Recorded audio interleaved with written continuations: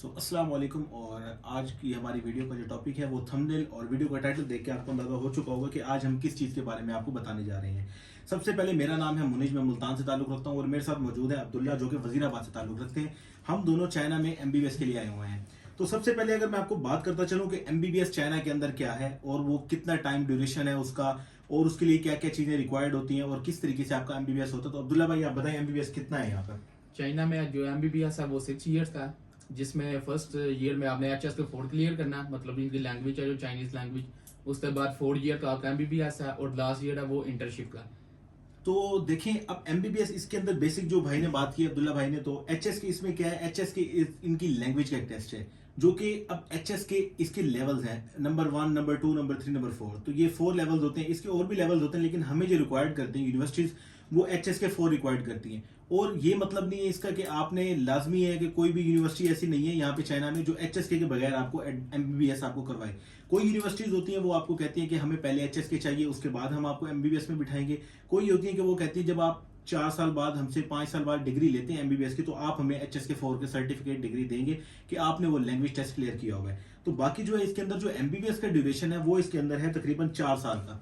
4 साल से 4.5 साल का एमबीबीएस का ड्यूरेशन है। बाकी एचएस की कोई जरूरी कंपलसरी नहीं है, आपने 1 साल के अंदर करना है। अगर आप 3 महीने में कर सकते हैं तो आप कर लें, अगर आप 6 महीने में कर सकते हैं तो कर लें। हमारे पास ऐसी काफी मिसालें हैं जिन बच्चों ने 300 में से 275 278 इतने नंबर लेके टॉप किए हैं चाइनीज लैंग्वेज के अंदर, और वो भी सिर्फ 5 माह में। तो सबसे पहले अगर हम बात करते चलें कि आपने अगर एडमिशन करवाना है तो आपको चाहिए होंगे आपके डॉक्यूमेंट्स।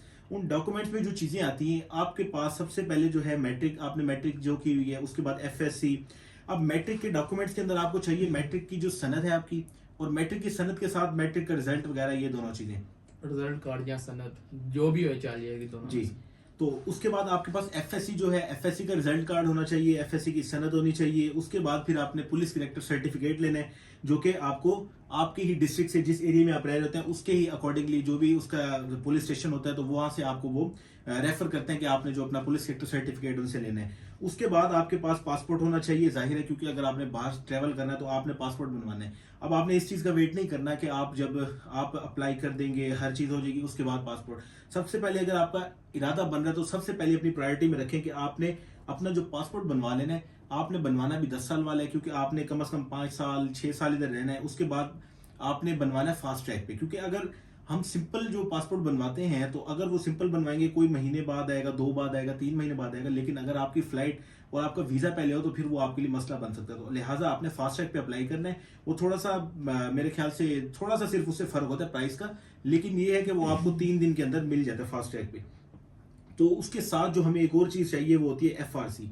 अब बेसिक जो आपके पास डॉक्यूमेंट्स चाहिए आपको, मैट्रिक, सनद वगैरह, एफएससी की सनद, उसके बाद तीसरे नंबर पे आपके पास एफआरसी। एफआरसी क्या होती है? Family registration certificate. इसके अंदर देखें आपके वो सब बहन भाई, आपके वालिद वालदा, इनका नाम रजिस्टर्ड होता है और लिखा होता है कि ये फैमिली में कितने मेंबर्स हैं। तो अगर कोई आपके छोटे बहन भाई हैं, उनका आईडी कार्ड बनने वाला हो तो लाजमी आपने पहले देखना है उनका आईडी कार्ड आप अप्लाई करेंगे, उसके बाद एफआरसी आपकी निकलेगी। अदरवाइज आपको एफआरसी में भी थोड़ा डिले हो सकता है।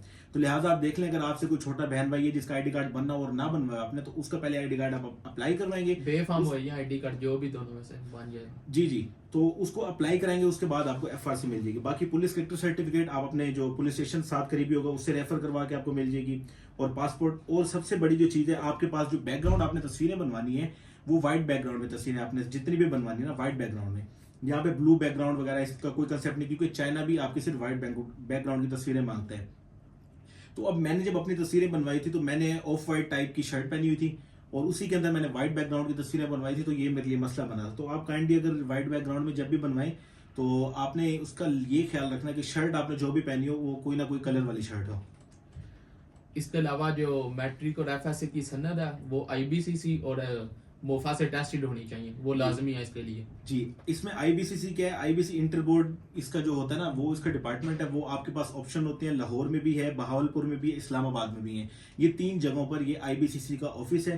तो आपने अपने ये मैट्रिक का रिजल्ट, मैट्रिक की सनद, उसके बाद एफएससी की सनद, इन दोनों चीजों को आपने आईबीसीसी से अप्रूव करवाना है। वो आपकी वेरिफिकेशन जब होती है तो उसके बाद आपके जितने भी सारे डॉक्यूमेंट्स होंगे, एफआरसी, मैट्रिक, एफएससी, उसके बाद आपका ये करेक्टर सर्टिफिकेट, इन सारी चीजों को आपने लेके चले जाना है मूफा। मूफा क्या है? मूफा है मिनिस्ट्री ऑफ फॉरेन अफेयर्स, जो कि लाहौर में भी है और इस्लामाबाद में भी इनके ऑफिस हैं। तो आपने मूफा जाना है, तो मूफा जाएंगे आप, आपको उसी दिन आपसे जो डॉक्यूमेंट्स होंगे वो सारे अपने पास रख लेंगे, और उन डॉक्यूमेंट्स को फिर क्या करेंगे, आपको शाम तक टाइम देते हैं, 4 बजे हम आपको वापस करेंगे। तो वो टोकन वगैरह होते हैं। तो मैं तो आपको यही प्रेफर करूंगा, जब भी आप अगर मूफा की तरफ जाएं तो काइंडली आप जाएं सुबह तकरीबन 6 बजे, 6:30 बजे, 7 बजे तक उधर पहुंच जाए, क्योंकि वहां पर बहुत ज्यादा रश होता है। वहां पे सिर्फ ये लोग नहीं होते जो लोग एमबीबीएस के लिए आ रहे होते हैं, चाइना वगैरह इधर, वहां पे वो सब लोग मौजूद होते हैं जिन्होंने पाकिस्तान से बाहर जाना होता है, किसी भी कंट्री के अंदर हो सकता है, वो चाइना, रशिया, अमेरिका, यूके वगैरह कहीं पर भी जाना होता है, वो सब लोग पहले वही मूफा से जाके अपनी रजिस्ट्रेशन करवाते हैं फॉरेन अफेयर्स के ऑफिस से। तो आपने जब उधर जाना है तो वहां पे बाहर लोग खड़े होते हैं, वो आपको कहेंगे हम आपका काम घंटे में करवा देते हैं, 2 में करवा देते हैं, हमें 5,000 देते हैं, 10,000 देते हैं। तो आपने इस चीज से बचना है, ये सिर्फ और सिर्फ स्कैम है, और ये काम आपका सिर्फ और सिर्फ अंदर मेरे ख्याल से 100-200 में काम होता है। लेकिन ये कि अगर आप अपने डॉक्यूमेंट्स उन्हें दे दें, बाई चांस आप टाइम की बचत कर रहे हो कि भाई हमारा काम जल्दी हो जाएगा, अगर वो डॉक्यूमेंट्स उनसे मिसप्लेस हो जाते हैं तो इसका कौन रिस्पॉन्सिबल होगा? इसकी रिस्पॉन्सिबिलिटी फिर कोई नहीं लेता, ना वो आपको लोग मिलेंगे फिर। तो लिहाजा इस चीज से आपने बचना है। तो तीसरे नंबर पे बात करने की एडमिशन क्या होता है, कि आपने जब एडमिशन अपना कराना है, क्योंकि बेसिक हमने जो बात पहले कर दी, एमबीबीएस हम कर रहे हैं, एमबीबीएस का क्या सीन है, एमबीबीएस का ड्यूरेशन हमने बता दिया, उसके बाद हमने आपको डॉक्यूमेंट्स बता दिए। अब हम आपको बताएंगे एडमिशन आपने कैसे करना है या एडमिशन कैसे होता है। तो इस चीज की अगर बात करें तो एडमिशन बेसिकली देखें, जैसे पूरी दुनिया के अंदर यूनिवर्सिटीज होती हैं, आप यूके देख लें, यूएसए देख लें, ऑस्ट्रेलिया देख लें, वहां पे आप उनकी डायरेक्ट वेबसाइट पे जाते हैं, अप्लाई करते हैं कि हम एडमिशन करना चाह रहे हैं आपकी यूनिवर्सिटी में और हम इस प्रोग्राम में जाना चाहते हैं, तो आप जाके कर सकते हैं। Because they are using the Google और many other like platforms, but in China they are not using these apps. So इस चीज का हमने फोकस करना है कि हम अगर चाइना के किसी भी अगर यूनिवर्सिटी में एडमिशन कराना चाहते हैं तो आपको चाइना गूगल पे नहीं मिलेगा, क्योंकि चाइना में गूगल नहीं चलता, चाइना में यूट्यूब नहीं चलती, चाइना में वो सारी एप्स नहीं चलती जो हम पाकिस्तान में, यूके में, यूएसए में, ऑस्ट्रेलिया में ये चीजें यूज करते हैं। तो आपने इस चीज का एहतियात करनी है, और आपने जब भी एडमिशन कराना है तो एडमिशन आपका कंसल्टेंट के थ्रू ही होता है।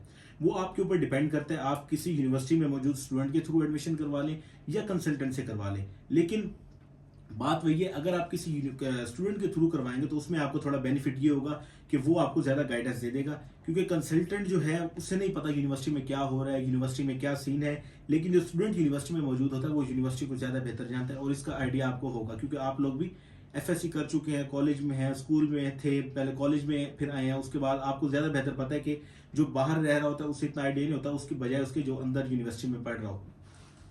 तो एडमिशन का प्रोसेस आपका ऐसे होगा, आपने कंसल्टेंट या जो स्टूडेंट से आप बात करेंगे तो वो फिर आगे आपको गाइड करेगा कि किस तरीके से आपने एडमिशन कराना है।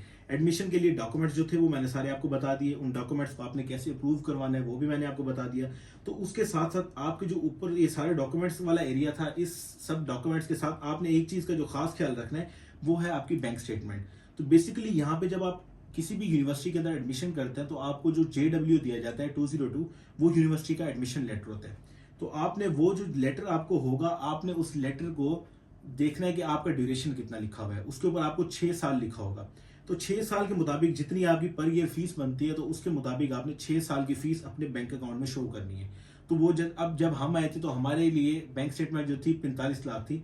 अब जब आप आए या कोई भी है, आपको ये पता हो कि आपकी यूनिवर्सिटी की फी कितनी है, तो उसके मुताबिक आपसे वो फी कहेंगे कि जो आपकी JW पे मेंशन होगी उसके मुताबिक आपने अपने अकाउंट में वो बैंक स्टेटमेंट रखनी है। बैंक स्टेटमेंट का ये है कि इतने पैसे अगर किसी के पास नहीं भी होते तो वो मुख्तलिफ तरीके होते हैं, वो आपसे कमीशन लेते हैं, कुछ परसेंटेज लेते हैं, तो वो आपकी बैंक स्टेटमेंट खैर हो जाती है। वो मेरे ख्याल से 40 से 50 हज़ार आपसे ले लें, 60 हज़ार ले लें, वो उतने लेते हैं जब तक आपका वीज़ा वगैरह नहीं आ जाता, तो वो आपके अकाउंट में अपने पैसे रखते हैं। तो बाकी उसके बाद बात करते हैं एमबीबीएस क्या है चाइना में, वो जैसे हम बता भी चुके हैं। तो दोबारा अगर मैं आपको एक्सप्लेन कर दूं तो HSK जो है वो जस्ट लैंग्वेज टेस्ट है, उसमें सिर्फ और सिर्फ 1200 वर्ड्स होते हैं।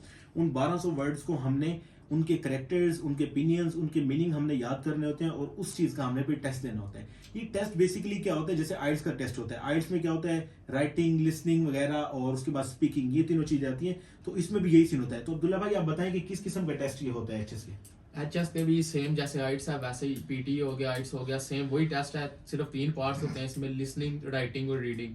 ठीक है, एचएस का ये सीन है, हमने फर्स्ट ईयर में एचएस का 4 क्लियर करना है, फिर हमारा एमबीबीएस स्टार्ट होगा। अगर हम एचएस का 4 नहीं क्लियर करते तो हमारा एमबीबीएस चाइना में नहीं स्टार्ट हो सकता।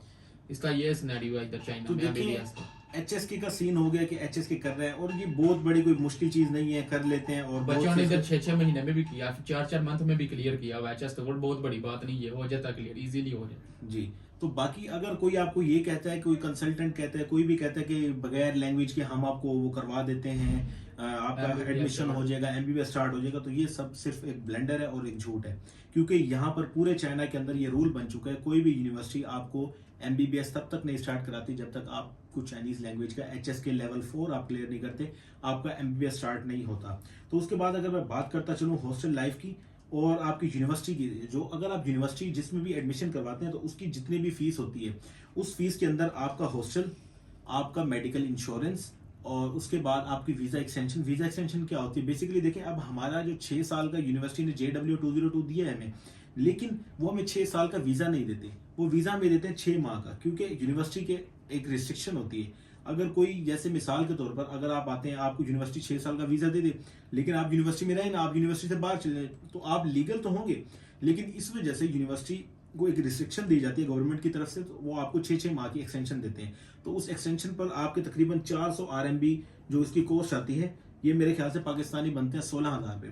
वो हर 6 महीने बाद वो भी यूनिवर्सिटी के तरफ से होता है और यूनिवर्सिटी ने उसको पे करना होता है। बाकी जो इधर है हमारा हॉस्टल लाइफ, अब हॉस्टल लाइफ यहाँ क्या है? हॉस्टल में ये देखें, आप मेरी मुख्तलिफ वीडियोस में देख सकते हैं हमें किस किस्म के अच्छे लेविश हॉस्टल दिए गए हैं और यहाँ पर बहुत सी अच्छी फैसिलिटीज है। लाइक अगर हमारी डॉर्मेट्री की बात की जाए तो यहाँ पर तकरीबन 5 फ्लोर हैं और हर फ्लोर को बहुत ही अच्छे तरीके से मेंटेन किया गया है। हर फ्लोर पे किचन दिया गया है, उसके बाद यहाँ पे हॉल भी मौजूद है। उसके बाद ये है कि हमें बहुत सी फैसिलिटीज दी गई हैं। यहाँ पे इलेक्ट्रिसिटी भी फुल टाइम रहती है, यानी पाकिस्तान वाला कोई सीन नहीं है, ना कोई लाइट जाना, ना जनरेटर का सीन। यहाँ पे कभी कोई हमें इशू नहीं है, अभी तक हमें 2 माह हो चुके हैं, कोई हमने इशू फेस नहीं किया। तो बाकी जो है रूम्स भी बहुत अच्छे हैं और सफाई भी बहुत अच्छी रखी जाती है। बाकी ये है कि रूम्स को हम खुद अंदर से साफ रखना होता है, बाहर की सफाई की जिम्मेदारी उनकी होती है। तो हमारी रूम्स की चेकिंग भी होती है, हमें कहा जाता है, हमें अप्रिसिएशन दी जाती है अगर हमारे रूम अच्छे हों, साफ हों। तो ये भी अच्छी बात है, क्योंकि आप जहाँ रहते हैं उस जगह को आपको साफ रखना चाहिए। दूसरी बात, आपकी इलेक्ट्रिसिटी यहाँ यूनिवर्सिटी की तरफ से होती है, इसके आपको कोई चार्जेस नहीं दिए जाते। और बाकी उसके बाद जो है, आपने सिर्फ और सिर्फ आपकी फीस के बाद जब आपने यहाँ पे आना होता है, तो आपने सिर्फ एक आपको एक्सपेंस होता है, वो आपका एक्सपेंस होता है आपकी जो मेस होती है उसका। और आपने अपनी खाना कैसे है कि आपने खुद बनाना है अपना और खुद आपने खाना है। तो इसके अंदर बेसिक ज्यादा जो बेनिफिशियल ये होता है, आप 2 से 3 लोग अगर इकट्ठे हैं तो आपके लिए अच्छा होगा। अब्दुल्ला भाई आप बताएं, अगर 2-3 लोग हों तो मेस का क्या बेनिफिट रहता है? मैस का अगर खुद नहीं भी बनाना तो हलाल फूड कैंपस में मौजूद है, ठीक है, कैफेटेरियाज हैं, मतलब हलाल फूड इजीली मिल जाता है। पर इधर पाकिस्तानी बहुत ज्यादा है, इसलिए वो कोशिश करते हैं हम खुद ही बनाएं। मतलब जो पाकिस्तान में हम खाना खाते हैं हम मिलकर वो बना लें, ज्यादा एक्सपेंस नहीं आता, मंथली का सिर्फ 300 या 400 RMB आता है, जो इजीली अफोर्डेबल है हर स्टूडेंट के लिए। पाकिस्तानी वो 15-16 हज़ार रुपया सिर्फ बनता, जो मतलब हर, मेरे लिहाज से हर स्टूडेंट अफोर्ड कर सकता है इजीली। जी देखें, इसका बाकी जो हमारा जो है तमाम, ये हमने आपको यूनिवर्सिटी की डिटेल, यानी जो हमारा जो MBBS की डिटेल है, उसके बाद अब क्योंकि जब वालिदैन अपने बच्चों को भेज रहे होते हैं, उन्होंने ये भी देखना होता है कि वहाँ पर जाके आप स्टेबल रहते हैं, किन किन चीज़ों को आपको फेस करना पड़ता है। मुख्तलिफ चीज़ें होती हैं कि भाई आपने क्या क्या करना है और क्या नहीं करना। तो सबसे पहले जो बात ये है, आपका एडमिशन क्या आपने किससे करवाना है, बाय स्टूडेंट करवाना है, बाय यूनिवर्सिटी कंसल्टेंट करवाना है, तो वो डिपेंड करता है आप किससे करवाते हैं। लेकिन मैंने जो बाकी सारे डॉक्यूमेंट्स और ये सारी डिटेल्स हैं वो मैं आपको शेयर कर चुका हूँ कि कौन कौन से डॉक्यूमेंट्स आपको चाहिए। और जब आपके ये सारे डॉक्यूमेंट्स अप्रूव्ड हो जाते हैं, तो जितने आपके डॉक्यूमेंट्स हैं आपने IBCC से पहले अप्रूव कराने हैं, IBCC के बाद आपने जाना है मूफा, और मूफा से जब आपके डॉक्यूमेंट्स अप्रूव्ड होते हैं उसके बाद आपने सिर्फ और सिर्फ एक काम करना होता है, वो सब डॉक्यूमेंट्स लेकर आपने वीज़ा के लिए जाना होता है। वहां से आपने अपना जो वीज़ा प्रोसेस है वो करवाना होता है। तो आप क्या करेंगे, वो सब डॉक्यूमेंट्स लेकर आप जाएंगे इस्लामाबाद। इस्लामाबाद में जेरी ऑफिस जो है, आप वहां जाएंगे और वहां पे आप वीज़ा की फ़ी पे करेंगे और सारे बैंक स्टेटमेंट वगैरह ये उनको शेयर करेंगे। उसके बाद जब आप उन्हें अपनी फ़ीस जो होगी, उनकी 13,300 थी जब मैं आया था, अब मुझे आइडिया नहीं कितनी होगी, ये 13,000 14,000 इसी रेंज में है फीस। 13,300 हम पे करके आए थे, आपने 13,300 फी पे करनी है। उसके बाद आपका इंटरव्यू होगा। इंटरव्यू के अंदर वो आपसे चंद सवालात ये पूछते हैं कि आपका नाम क्या है, आपके वालिद का नाम क्या है, आप जो बाहर जा रहे हैं पढ़ने के लिए आपको सपोर्ट कौन कर रहा है।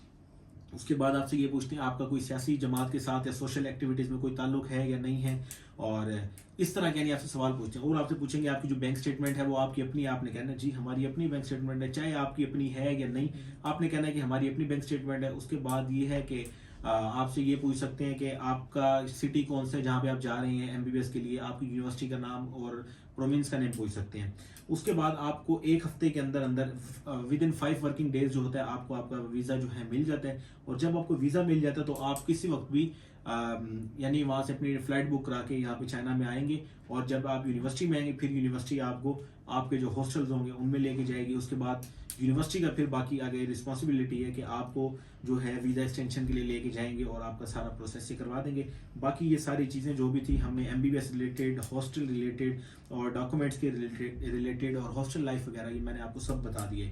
इसका जो एंड में अब ये बात एक करते हैं कि अगर आप लोग करना चाहते हैं तो सबसे बेस्ट यही है कि आप पहले स्टेप टू स्टेप चीज़ें फॉरवर्ड करें। आप ये ना देखें कि हमने महीने बाद जाना, 2 महीने बाद जाना है। आप सबसे पहले अपना पासपोर्ट मुकम्मल कीजिए, फिर डॉक्यूमेंट सारे अपने बोर्ड से आपको कुछ सनद वगैरह होगी, वो आपको ओबीटीसी होता है, ओरिजिनल बिफोर टाइम सर्टिफिकेट, तो ये आपको अप्लाई करनी पड़ती है। वो 8,000 उसकी फीस है, तो वो आपको सनद आपको पहले लेनी पड़ेगी, क्योंकि अगर आप फ्रेशर हैं तो आपके पास सनद नहीं होगी, आपने अर्जेंट उनसे लेनी होगी। अब मेरी बारी थी तो मैंने ओरिजिनल के लिए अप्लाई किया, ओबीटीसी का, ओरिजिनल बिफोर टाइम सर्टिफिकेट, तो वो मुझे सनद मेरी मिल गई थी 1-1.5 हफ्ते के अंदर, क्योंकि उस वक्त रिचेकिंग का सीन था। तो आपने अब तो कोई सीन नहीं है, अब आपने सिर्फ अप्लाई करना है, विद इन 2 to 3 डेज आपको आपकी सनद मिल जाएगी। तो बस यही आपके सारे डॉक्यूमेंट्स हैं, इन सबको आपने स्टेप बाय स्टेप फॉरवर्ड आगे लेके चलना है, और इसी के साथ आपने बाकी एडमिशन का जो प्रोसेस है उससे कंटिन्यू करना है, और फिर आपका एडमिशन चाइना में हो जाएगा, और फिर वेलकम टू चाइना।